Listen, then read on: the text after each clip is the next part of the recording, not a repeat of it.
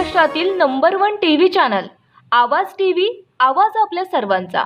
धुळे शहरातील अवदान परिसरातील निंबानगर ते एकाची धारदार शस्त्राने निर्गुण हत्या करण्यात आल्याची धक्कादायक घटना आज उघडकीस आली आहे।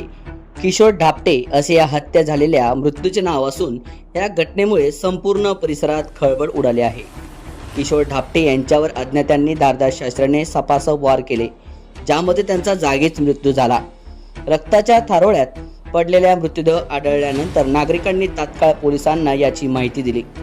घटनेची माहिती मिळताच मोहाडी पोलिसांनी घटनास्थळी धाव घेत पंचनामा केला असून मृतदेह स्वच्छतेसाठी पाठवण्यात आला आहे। या भीषण हत्येमागील नेमके धागेदोरे शोधण्याचे आणि मारेकऱ्याच्या मुसके आवळण्याचे आव्हान आता पोलिसांसमोर आहे।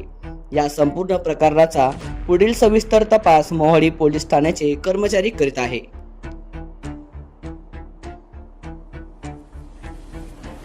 रोजच्या ताज्या घडामोडींसाठी आवाज टीव्हीला सबस्क्राईब करा आणि बेल आयकॉन प्रेस करा।